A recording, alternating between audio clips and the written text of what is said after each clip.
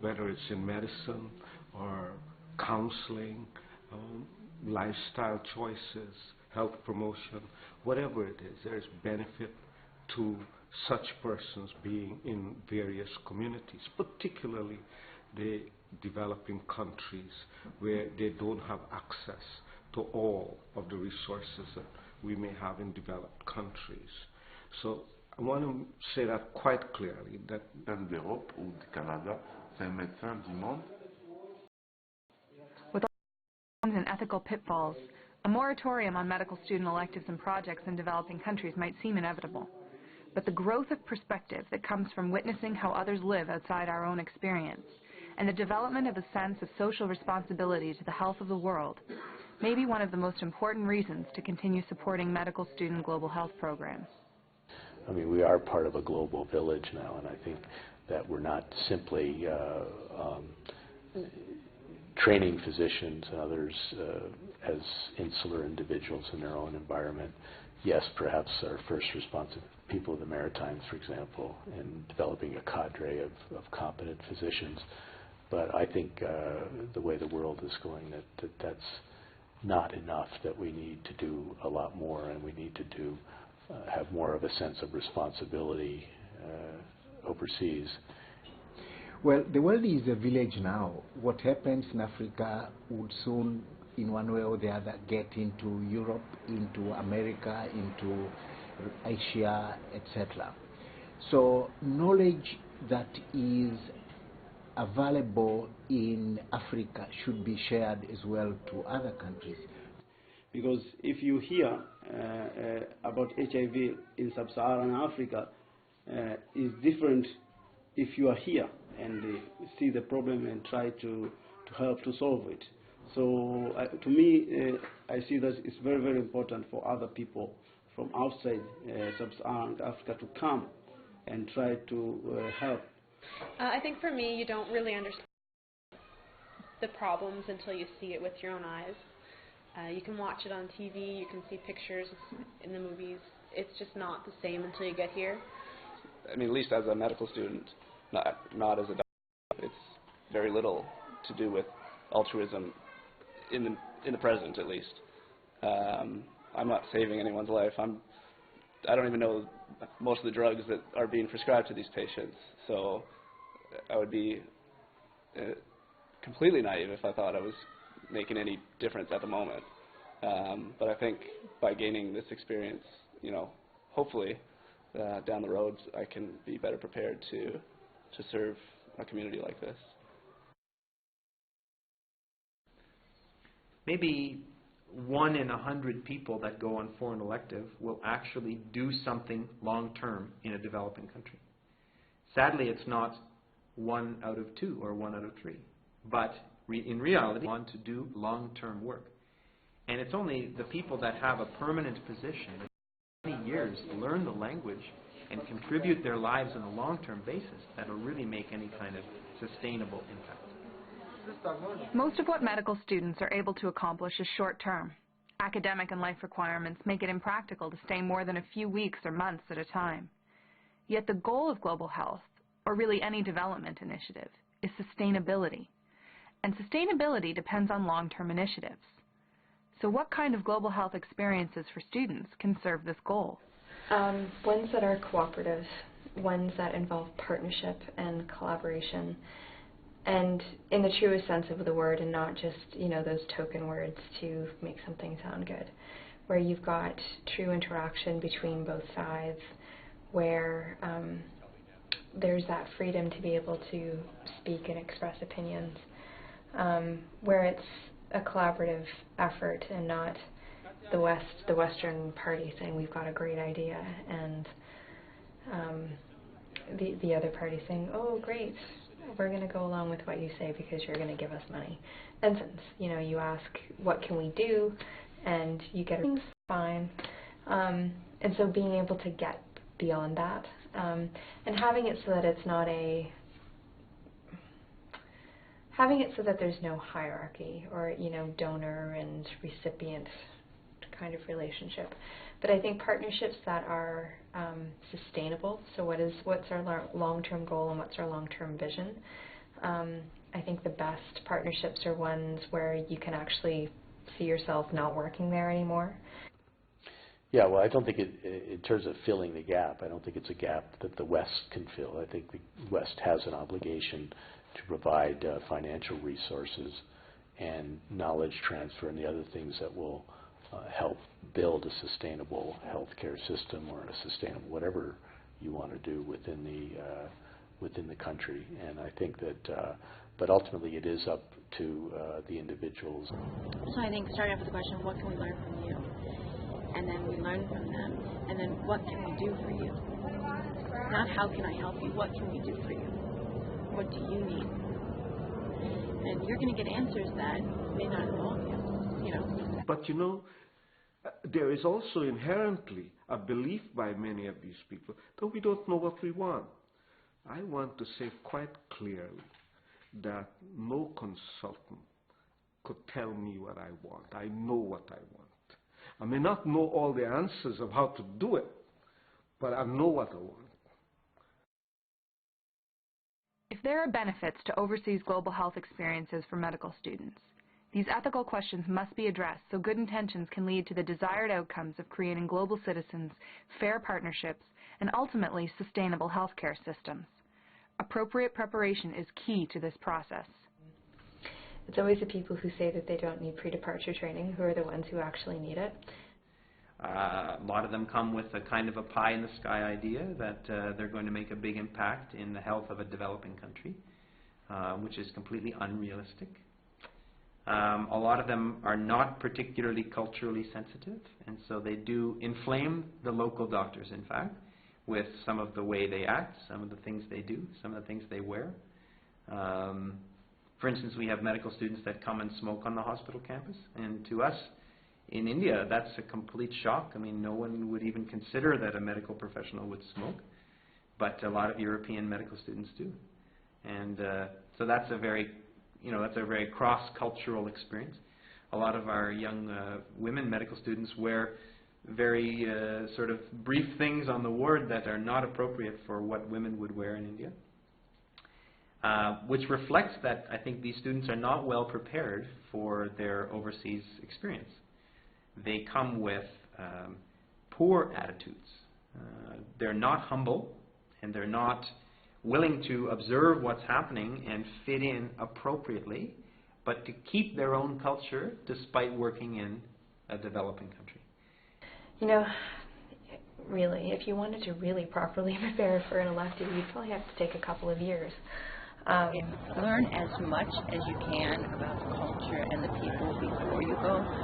What I see with a lot of programs is that people go, and this is not just students, mission trips and lots of different things. If people go to another country, they don't really understand the issues before they go, and they try to apply North American solutions to other areas of the world, and it doesn't work well. And what I found also is if you don't learn before you go, if you just try to go and practice or give, that you may just reinforce your own prejudices. Is to start. Don't go with the kind of Lonely Planet Guide version of culture or the National Geographic version of culture because that's an incomplete picture. I would say find somebody from the country that you're going to. Talk to them about what they feel like the issues are. Can a program really prepare you for living in Africa, India, or South America? No way. No way. Not even close. But can it give you some awareness of what you're going to encounter and prepare you for some of the scary things that you will encounter? Yes, I think it can. If we are to achieve fair partnerships, there is a significant deficit in our current programs. As much as students from the West are able to travel to developing countries in order to achieve their learning objectives, the reverse is rare. For example, for myself, I had an opportunity to go to study in Europe, and I spent time there. So at least I have a picture, a small picture of what is going there. And my stay there have helped me a lot. Partnerships with the universities have grown, and this year we're hoping to see some Thai medical students come here to Halifax to do an elective. So that reciprocity that we've always been wanting to see is starting to actually happen.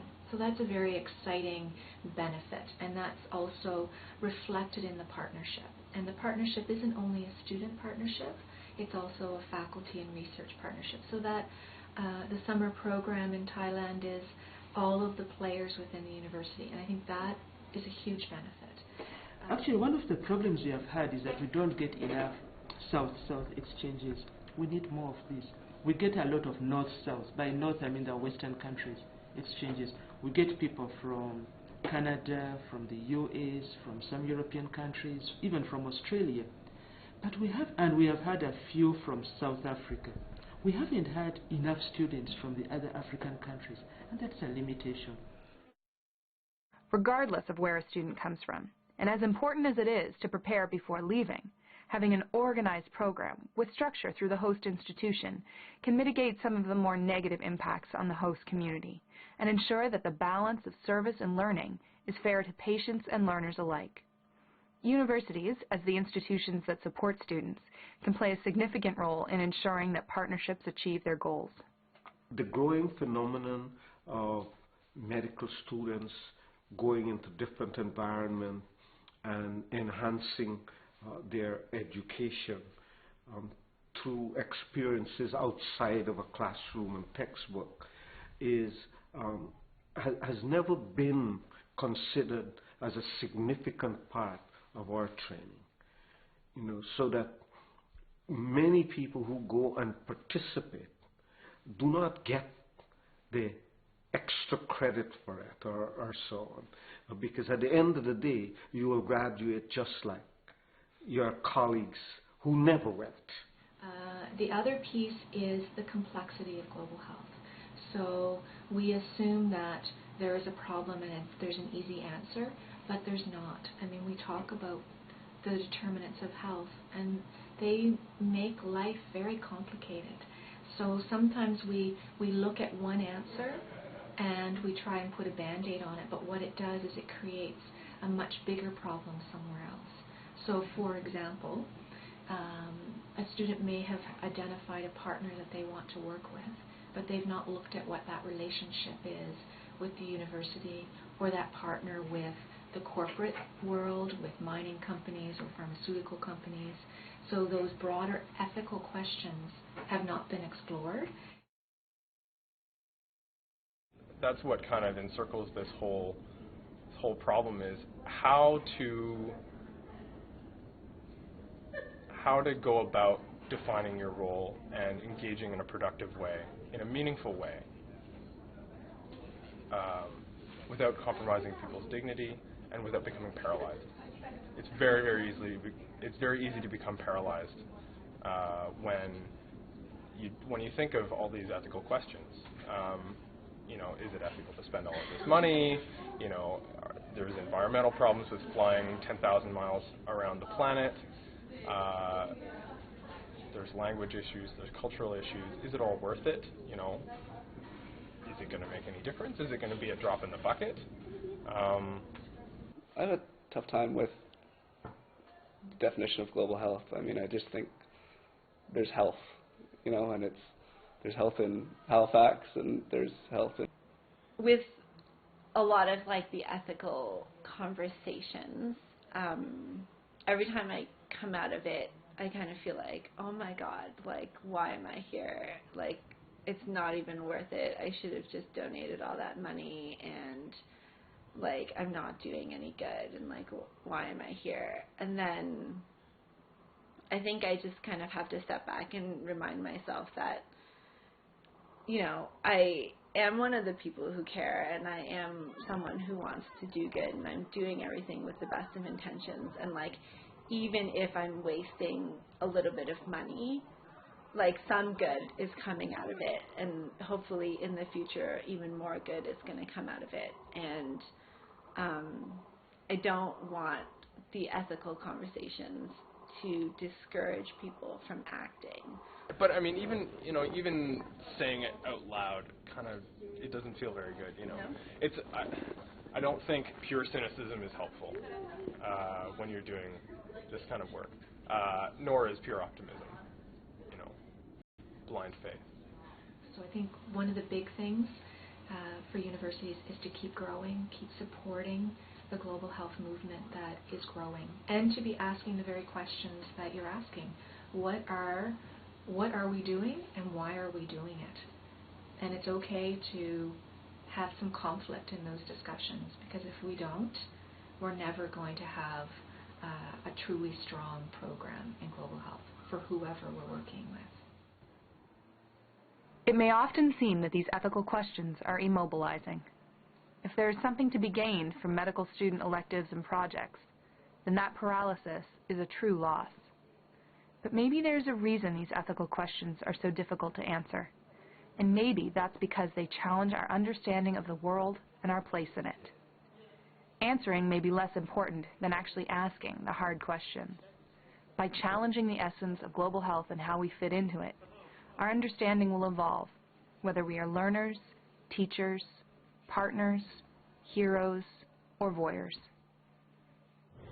And maybe there's a place for that voyeurism. Maybe that voyeurism is the first trip you take, and then you realize a year later that you were being a voyeur, and then you strive over subsequent time frames and trips to make up for that or to remedy that.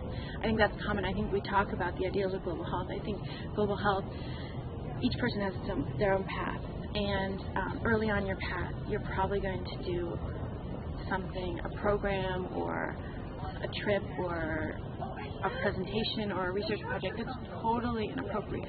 And that's okay. I mean, it's not okay. We wish it didn't happen, but it's okay because hopefully if you stick with the field, you as a person will evolve as the field is evolving to become much more self-aware, much more ethically oriented, and much more self-reflective to say, why am I really doing this? And then subsequent endeavors, you will remedy those motivations.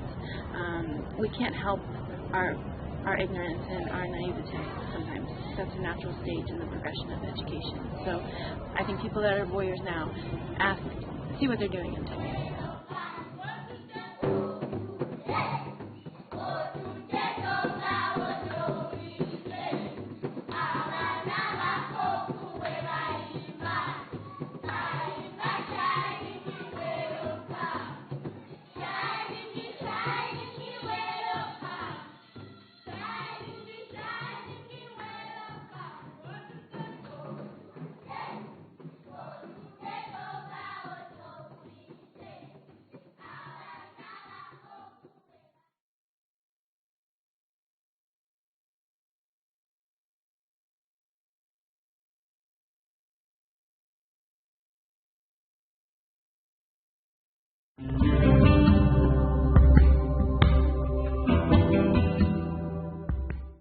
Africa, a continent of untamed wilderness, colorful cities, enigmatic cultures, heartrending, and more volunteer aid and development organizations than almost anywhere else in the world.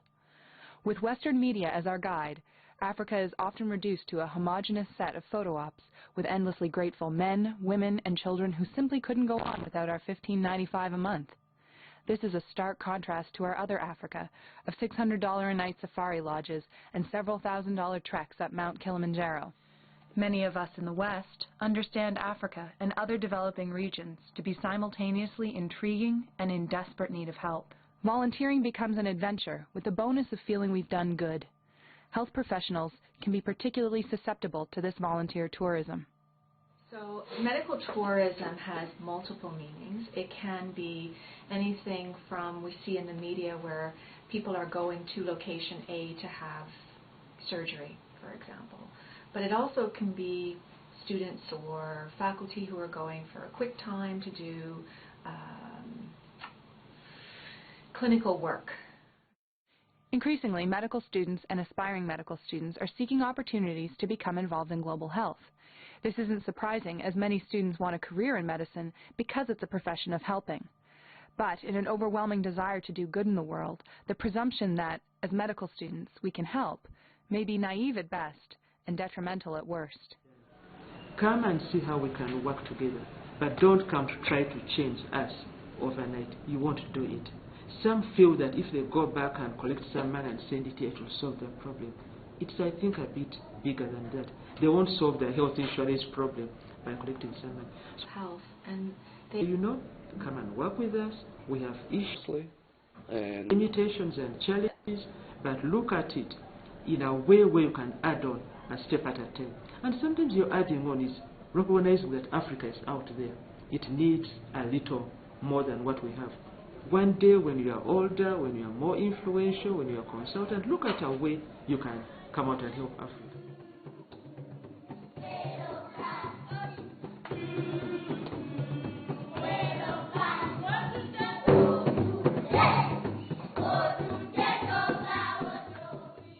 Part of the reason I did come to Africa is because I always wanted to go here as a tourist. So I did play into a lot of the interesting programs went to South America as well, but I've been there in the past and I've always wanted to go see Tanzania and see Kenya. So it definitely was a factor within my choice to come here. Honestly, I think the reason was probably more selfish than Liz. I wanted to come to Africa and I wanted to volunteer. And I think everyone who is doing a medical placement here has to admit a little bit that it looks good on a resume. So, I mean, obviously I wanted to experience the culture, I wanted to learn about it, I wanted to help out, but I can't say that it was entirely selfless. I mean, there's these conflicting motivations. A lot of times people genuinely have a desire of unities, but there's also, people who want to have a cultural experience, who come from resource-rich settings. So, in particular, when we look at medical students involved in quote-unquote medical tourism, talking about medical students that participate in the direct care provision for patients in resource environments when they're coming from a resource-rich environment. The other part is the what I call medical voyeurism, where we go to observe other people, and not necessarily, we go as tourists, not because we have a commitment to that community, but because we want to see. And that's kind of like people stopping at an accident site and watching and not doing anything to help. That's really disrespectful to those cultures and those communities, and that's one thing that I would like to see change. And I think the way to do that is to have educators basically take responsibility and develop ethics and think about, just put it in the rule. Would you want this in your community? Would you want people coming to your emergency room? There are lots of questions to ask, and I think that students also really need to ask themselves those questions of kind of experience and that learning environment.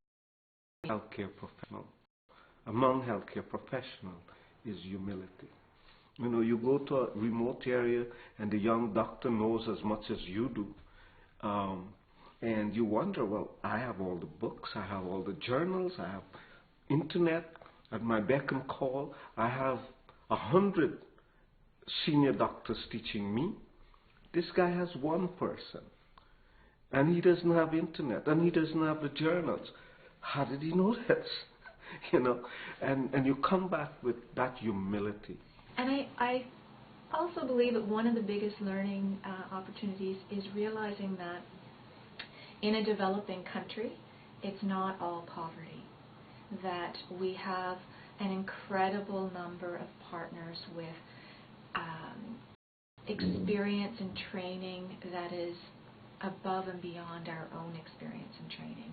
So one of the pieces that students learn is there are great partners, and they are there to learn, and they will gain a lot through that learning experience.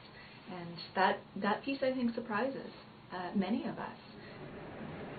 My recommendation for medical students going on elective is to consider it entirely as an experience of education rather than an experience of service. Because I think there's something important to say about an approach. And if you go into an experience with the expectation that you are going to help or that you're going to serve a particular population, I think that removes an element of your humility. I guess the point was that we're medical students. We don't have any skills, real skills, like we can't do any prescription writing and stuff like that. So we need the support of the community in Arusha, and because the resources are already so low that we take resources away. And we gain a lot from the experience. We learn a lot. We get to see all the people, and are we really just coming and kind of like poking into these people's lives and then leaving? So that was like the big ethical question.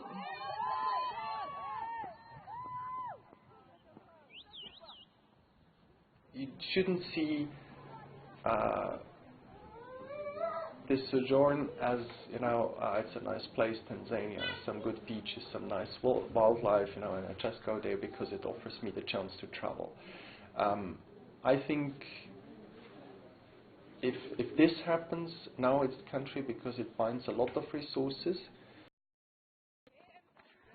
By coming to learn in under-resourced areas, medical students risk stressing a system already short on funding, and perhaps more importantly, short on health professionals needed to teach local students who are more likely to stay in the area and provide ongoing service. And students aren't the only ones who risk draining the systems they visit.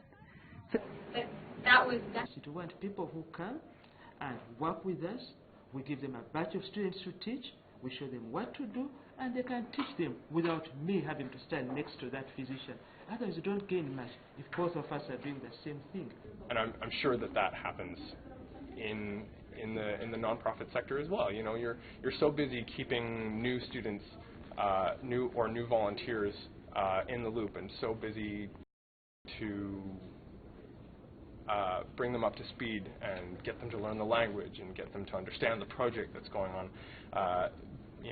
By the time they're actually competent enough to, carry the torch, it's time to go home. Even when they commit their services to a host country, health professionals from Western countries can inadvertently undermine local health professionals by bringing the appearance, whether true or not, of better care to patients desperate for more. One of the things that I worried about was that patients don't know who we are. If they think we're, the white doctors from USA or from Canada, and we show up and we start looking at their files, I'm worried that they get a false sense that we're going to come in and come up with a miracle cure, that they know that we're students and we're learning. I had one moment where I think Kelly and Jenna and I were just reading a patient's file and sort of discussing it, and she was sort of looking up at us, and I thought that maybe she thought we were going to fix her child's, and so I just... Here, because it's the heart to hear about a radioactive plant meltdown that has affected the monkeys, and it still continues to affect them. We move on to something that is a bit interesting to change the mode, which is the last place on the Pick Your Life Story to be written. Let me say, your life story could be written in your poop. Doing things like traveling to another country or contracting a disease can change the makeup of the bacteria community living in the gut. But how much of a person's life story could be told by tracking such bacterial changes? In a new experiment, researchers studied gut and saliva bacteria in 2 people over a year to investigate how microbial communities in people's bodies, called their microbiota, changed over time. The results showed the bacterial communities were generally stable over time. However, the researchers found that some rare events in each participant's life rapidly and broadly affected their microbiota. Allergies. I'm sure there's the rarest and rarest of people who would ever exist who would enjoy an allergy. I just hate them. They're itchy, they give you all kind of weird feelings. But researchers have found that babies are born with allergies. Some Australian researchers even found that allergies begin before the baby is even born. The study of 1-year-old babies tried to pinpoint why and when food allergies occur by analyzing their environmental and genetic changes. They found preliminary evidence that specific immune genes were disrupted in the children. They then looked at cord blood samples from the same children, collected at birth, and found the same disruptions existed in the blood, suggesting that the changes occurred very early in the baby's development. Though it's difficult to digest when you hear it that babies are born with allergies, researchers have proven that. Now let's move on to the next topic. This is going to be definitely interesting. What if I said women are smarter and faster than men? Some of us may not agree to that. Some of us do agree because we have experienced it. Let's look at some of the data. Researchers have found that when it comes to smarts, women are catching up with men in some areas and outpacing them in others. In particular, women, on average, are better than men at so-called episodic memory, which involves describing experiences in terms, and I get a call on my cell phone, I pick it up. That very moment, the quality is lost. Now let's jump out of the box.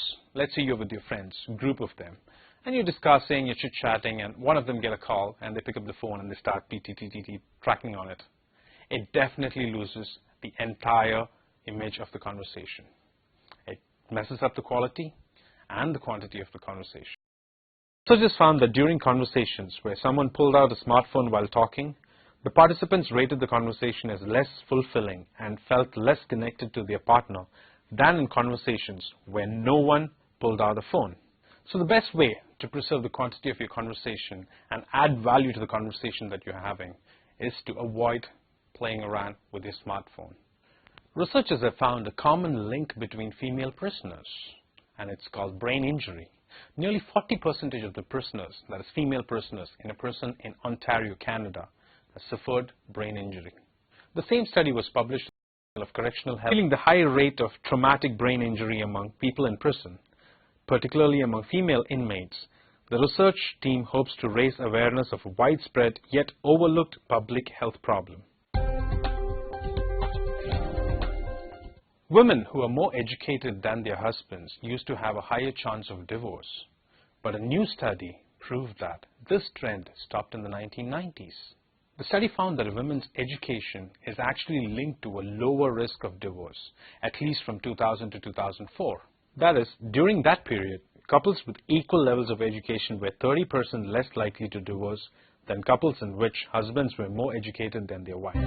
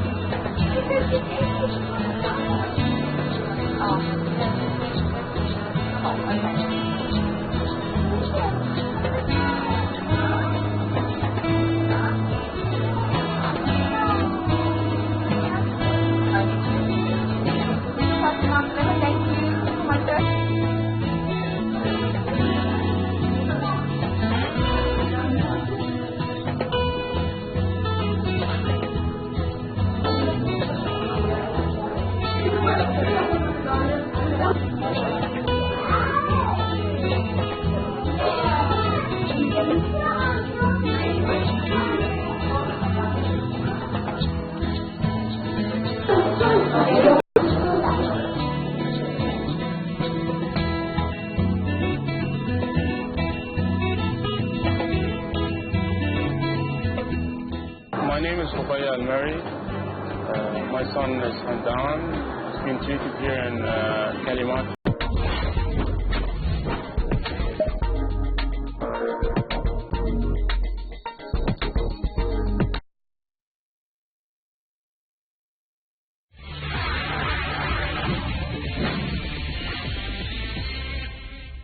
NMC Healthcare has been in the UAE for 40 years now.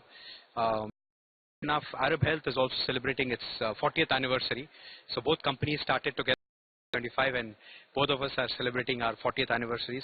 So NMC has been participating at Arab Health for more than a decade. You know, we think it's a great exhibition. It's probably the second biggest healthcare exhibition in the world. I think this year it might be the biggest. Fantastic initiative by His Highness Sheikh Mohammed, and I think the entire is behind this. Dubai Health Authority, Dubai Healthcare City, all of them are driving a number of initiatives. And not only the public sector, even the private sector is actively participating. NMC has partnered with the government in participating in a number of exhibitions. We are reaching out to a number of countries in the neighborhood, the wider GCC region. We're reaching out to Russia and the ex-CIS countries. We're reaching out to countries in Africa also, like Nigeria, Ghana, and Kenya. In fact, just here over the last couple of days, we've met a lot of people from these countries. We launched Brightpoint Royal Women's Hospital, which is a dedicated hospital for women's health. Here at Arab Health is really to form collaborative relationships with the different countries to have them basically send us some of their very complex patients that can't obtain the care that they need here in the Arab countries. So we have achievements here. Well, as you know, the American Hospital Dubai started in the late 1996, and the main vision of the board of directors was to establish an American standard of healthcare system in Dubai to provide an excellent care to the people of Dubai, the UAE, and the nearby country. We followed the American standard, so we were the first hospital in the Middle East to obtain the Joint Commission